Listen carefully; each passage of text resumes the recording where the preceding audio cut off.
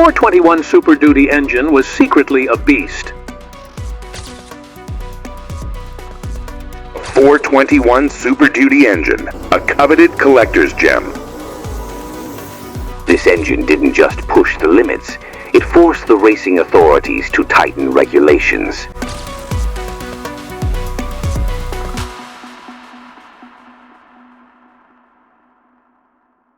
In 1963, Pontiac built an engine so dangerous, General Motors, GM, tried to kill it. So powerful, NASCAR couldn't contain it. And so secret, even its own engineers risked their jobs to keep it alive. This is the untold story of the 421 Super Duty, the engine that defied Detroit and nearly started a war. The early 1960s were the golden years of the American horsepower wars. Automakers were in a relentless battle, each trying to outdo the other in creating the most powerful machines for both the street and the racetrack. But while Chevrolet, Ford, and Dodge were engaged in an open-arms race, Pontiac had a secret weapon, a revolutionary engine so dominant that it reshaped the performance landscape overnight. This wasn't just another V8, it was an engineering marvel, built for speed, raw power, and victory. It shattered records, defied expectations, and solidified Pontiac as a true performance powerhouse. But then, just as quickly as it rose to dominance, GM pulled the plug. Why would they kill one of the most legendary racing engines of all time? Stay tuned, because today we're diving deep into the rise, fall, and lasting legacy of the 421 Super Duty. The birth of a legend. By 1961, Pontiac was struggling to compete in the superstock drag racing scene.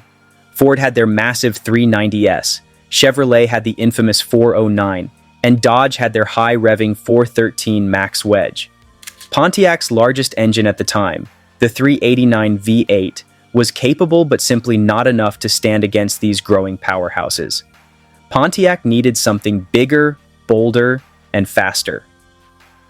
Enter the 421 Super Duty, an enlarged version of the 389 V8.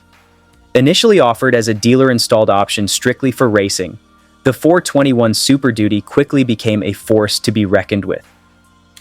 Engineered for maximum durability and peak performance, it featured a 4.09-inch bore and 4.0-inch stroke, a forged steel crankshaft, and heavy-duty connecting rods. To maximize fuel delivery, it was topped with dual 4-barrel carburetors, while lightweight forged aluminum pistons improved efficiency and high RPM performance. The compression ratio, a monstrous 11.0 to 1. Pontiac didn't intend for the 421 Super Duty to replace the 389, it was meant to complement it. Available with heavy-duty driveline components, the 421 found a home in two-door Catalina and Ventura models, making it one of the most versatile high-performance engines of its era. The 421's debut on the racetrack was nothing short of legendary. In 1961, Hayden Proffitt piloted a 421-equipped Pontiac to victory at the Pomona Valley Timing Association's Top Stock Championship. This victory was just the beginning of Pontiac's dominance, as the 421 Super Duty quickly became the engine to beat in drag racing and NASCAR. We're only halfway through the incredible journey of the Pontiac 421. If you're a fan of classic engines and muscle car history, subscribe now for more. The rise of the Super Duty. The Super Duty wasn't born in a corporate boardroom. It was forged in rebellion. Pontiac's engineers, tired of watching Chevy's 409 dominate, went rogue. They took the 389, bored it out, swapped in forged aluminum pistons, and cranked up the compression. The result? A 465 horsepower monster on paper, though insiders claimed it made much more. Pontiac's success on the track was undeniable. By 1962, the Super Duty was unstoppable. Fireball Roberts' Daytona 500 win sent a clear message.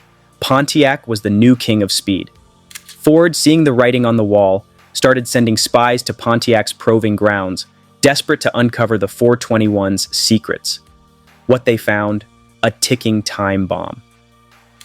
Joe Weatherly's 1962 NASCAR Grand National Championship victory, racking up 9 wins and 39 top 5 finishes in 52 races, cemented the Super Duty's reputation as a race-winning machine.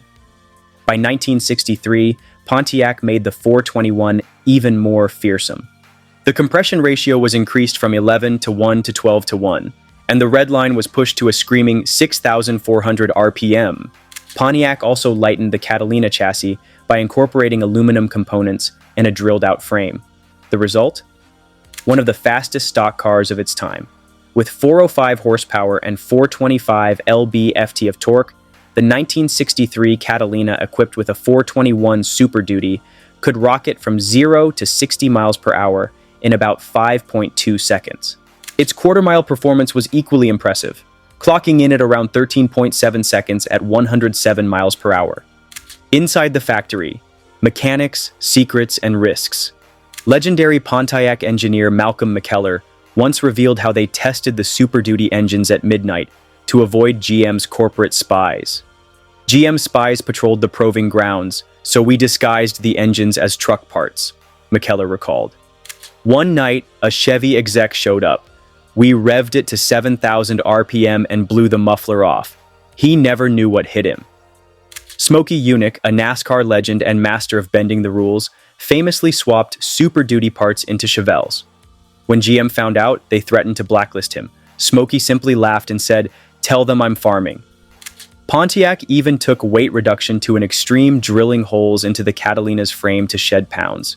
Racers joked that you could light a cigarette through the floorboards, but GM's lawyers panicked. One crash and they feared bankruptcy. Was the 421 Super Duty the real first Hemi killer? Or did Chrysler's 426 Hemi save NASCAR? The death of the Super Duty.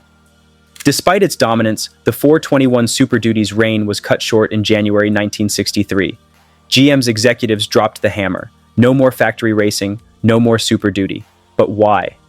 Officially, GM cited safety concerns. Unofficially, rumors spread that Chevrolet executives were jealous.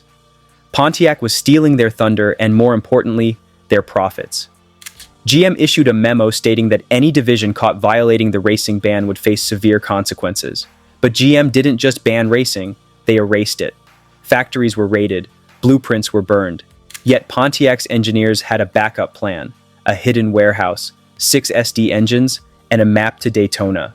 GM declared the Super Duty gone, but what if it wasn't? The legacy of the 421 Super Duty. Though the 421 was discontinued, its DNA lived on. The lessons learned from its dominance directly influenced the development of the 1964 Pontiac GTO, the car widely considered the first muscle car. With a 389 cubic inch V8, the GTO wasn't just a watered-down Super Duty. It was Pontiac's way of sneaking race-bred power back onto the streets. And it worked. The GTO was an instant hit, paving the way for legends like the Firebird and the Trans Am. But the debate still rages. Was the 421 a big block? Technically, no. Pontiac never classified its engines as big or small blocks, but what it lacked in size, it made up for in pure, unadulterated performance. The Catalina and Ventura, often overshadowed by the GTO, were the unsung heroes of the Super Duty era. In 1962, Pontiac produced fewer than 200 Super Duty-equipped Catalinas and Grand Prix models, making them one of the rarest and most sought-after high-performance cars today. The legend lives on. The Pontiac Super Duty may have been killed in 1963, but its spirit never died. From its dominance in NASCAR and drag racing to its influence on the entire muscle car era, the 421 Super Duty was more than an engine, it was a revolution. Today, fewer than 179 Super Duty engines survive. In 2019, a collapsed barn in Ohio revealed a 1963 Catalina with a Super Duty VIN. The engine block was stamped, "Property of GM, destroy." Was it a factory sleeper, a hidden relic? We may never know. But one thing is certain. The 421 Super Duty didn't just make horsepower, it made history. And history has a way of repeating itself. That's the incredible story of the Pontiac 421, an engine that left a lasting mark on muscle car history. If you enjoyed this deep dive, don't forget to like, subscribe, and hit the bell icon for more legendary automotive stories.